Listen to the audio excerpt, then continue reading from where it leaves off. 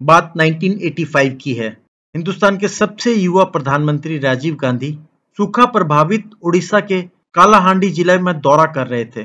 वहां उन्होंने कुछ ऐसा कहा कि आने वाली सदियों तक याद रखा जाएगा।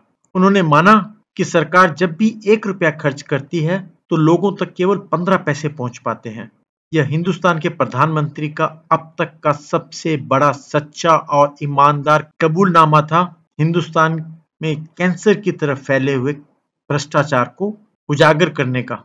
आज 38 साल बाद अगर आपको मोदी सरकार के एक डिसीजन को बताने के लिए कहा जाए जिसने ग्रास रूट में फैली हुई करप्शन को खत्म किया है, तो वो है डीबीटी, डायरेक्ट बेनिफिट ट्रांसफर।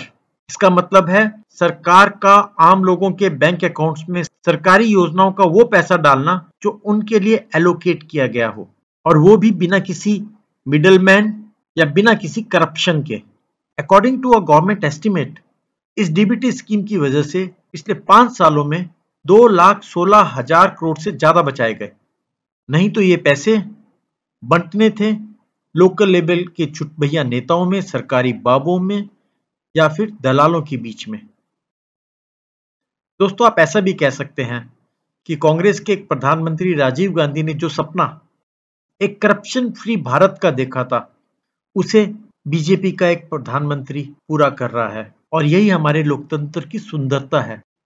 आइए अब हम पिछले 5 साल के आंकड़ों पर नजर मारते हैं कि हमने पिछले 5 सालों में डीबीटी स्कीम से कितना पैसा बचाया। गवर्नमेंट के अनुसार 2017-18 में हमने बचाया 32,983 करोड़ रुपए।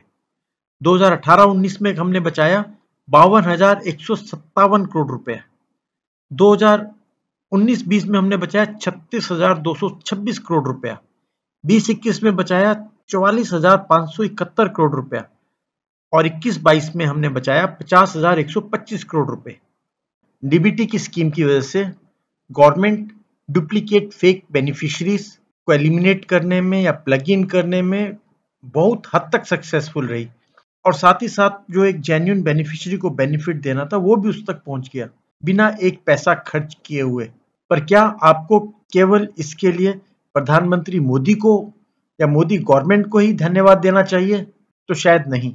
सबसे पहले धन्यवाद के पात्र हैं राजीव गांधी, जिन्होंने माना कि करप्शन इंडिया में 85% तक फैल चुकी है।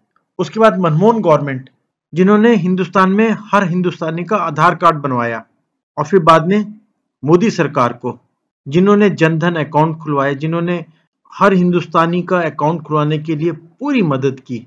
उस बैंक अकाउंट को आधार कार्ड से लिंक किया, उस बैंक अकाउंट को पैन कार्ड से लिंक किया, और साथ ही साथ उस बैंक अकाउंट को लिंक कर दिया जितनी भी गवर्नमेंट की बेनिफिशियरी स्कीम्स थी, ताकि सरकार का पैसा सीधा उसके अकाउंट में जाए, ना कि बिचौलियों के पास, बाबुओं के पास या फिर दलालों के पास।